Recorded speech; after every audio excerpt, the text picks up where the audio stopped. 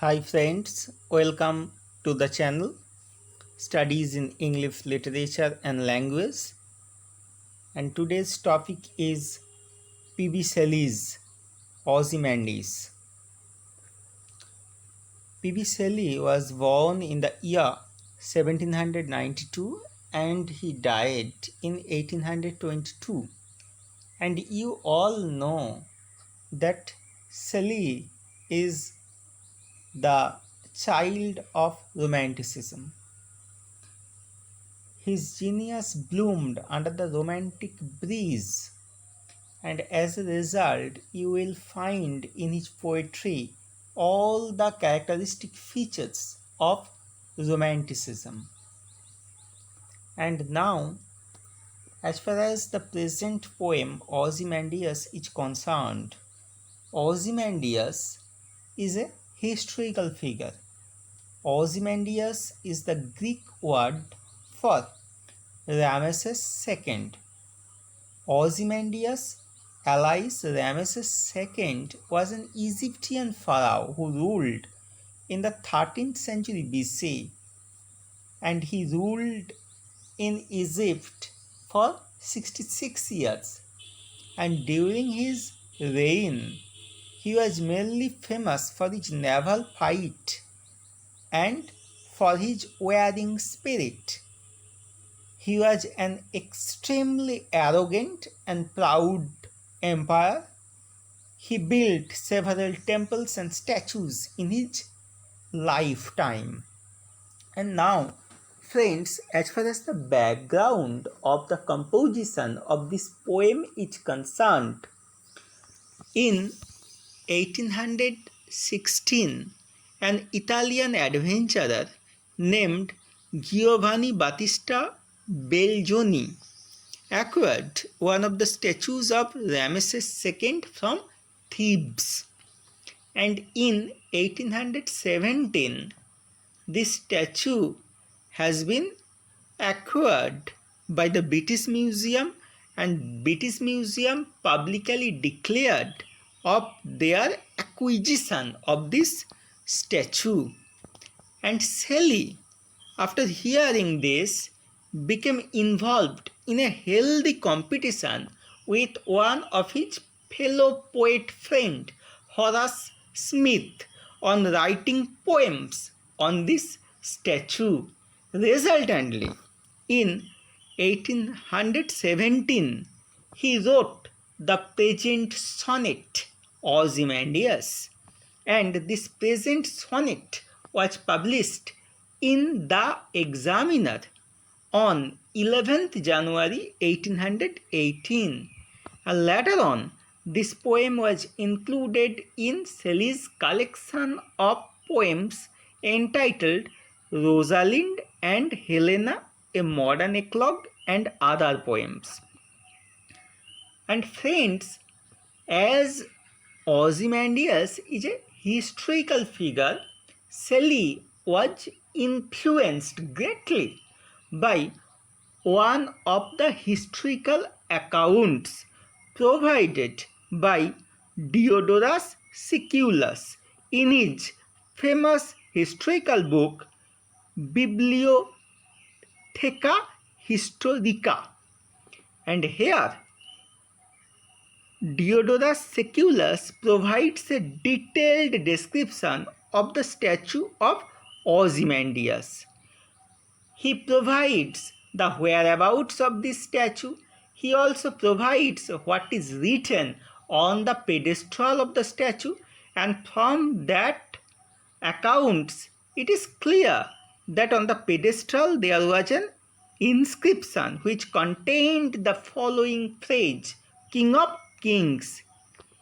And in this poem, the traveler is none but that historian, that means Diodorus Siculus. And now, as far as the statue mentioned in this poem is concerned, it looks like the following.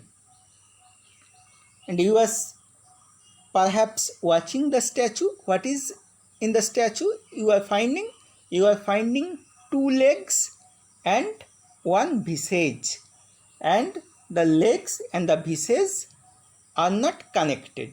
They are disconnected, and they are in the midst of a desert. And now, friends, I am reading the poem with you. Ozymandias. I met a traveler from an antique land. So the poet met a traveler from an antique land, and here the antique land refers to Egypt, and the traveler may be Diodorus Siculus, from whose accounts the poet got the description of Ozymandias, who said, "Two vast and trunkless lakes of stone stand in the desert."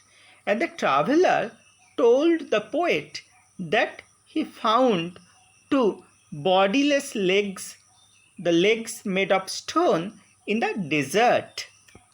Near them on the sand, half sunk, a shattered visage lies, and near those legs there are nothing but the face of that statue, and that face is not recognizable, it is shattered, whose frown and wrinkled lip and sneer of cold comment tell that its sculpture well those passions read which yet survive. And on the face of that statue, the following emotions are clearly marked: the emotions of derision, the emotions of authoritativeness, the emotions of comment are clearly stamped on that broken face by the sculptor, who perhaps while making that statue, watched the model closely. That means watched here Ramesses II or Ozymandias clearly, stamped on those lifeless things. And the lifeless things here refer to the statue. The hand that mocked them and the heart that fed. The hand, here hand refers to the sculpture. It is a figurative speech. It is a synecdoche. It belongs to the category part for the whole. Here hand is a part of body and it refers to the sculpture. Mocked here means copied or imitated. That means the sculpture well imitated those passions, and the heart that fed. Heart here refers to the heart of Ozymandias, and in Ozymandias' heart, those passions had their sitting. So friends, what are the important annotations in this octave part? Antique land. Antique land refers to, Egypt, and it reflects Shelley's interest in the past. And trunkless legs. Trunkless legs refers to the fleshless legs of the statue. And then comes the shattered visage. Visage here means face. Shattered means unrecognizable.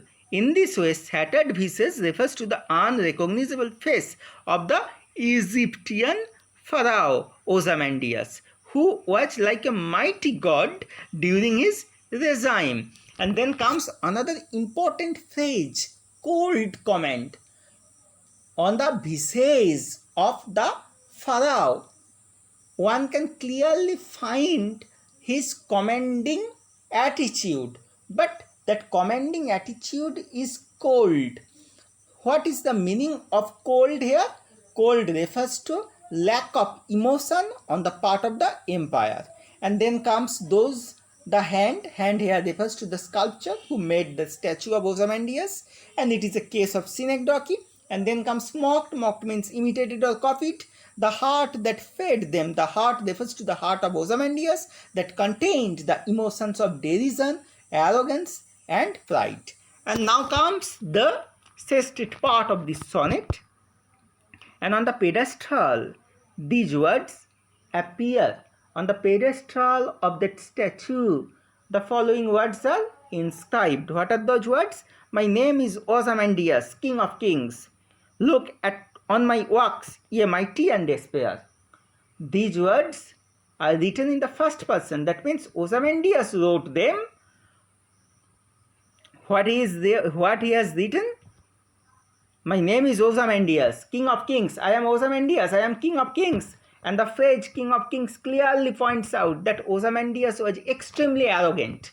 And he is telling other kings on the next line that other kings, you look on my works and you will feel belittled while watching my works.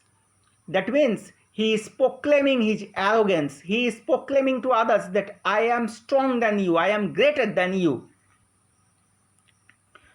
But what the traveler informs now, look, nothing beside remains, but by the side of that statue now there is nothing. Round the decay of that colossal wreck, boundless and bare, the lone and level sand stretched far away. Only round that broken statue there are vast fields of desert, and on that desert there is no living creature. So that statue stands alone in the midst of desert. It is an extreme mockery on the living Ozymandias. Ozymandias was just like a god when he died. But what happened to Ozymandias' statue? He proclaimed that his statue will defy time. Other people will feel same while watching his statue. But what happened? It is a total mockery of his own words. His words proved hollow. Now he is totally alone. None can even recognize his face. So time has shown its power. None can defy time. This is the moral lesson provided by this poem. Actually, this poem is a warning to those emperors who are proud, who are arrogant, and who are boastful. Actually, the emperor's arrogance proves to be not against the ravages of time. Time proves the emperor wrong as he turns upside down his statue, that statue which is the symbol of his pride, of his vaulting arrogance. So friends, that's all. Stay tuned with my channel for updates on English language and literature. Now thank you for watching this, and if you like this video, put like and subscribe to my channel and share it with your friends so that the video is circulated in the academia.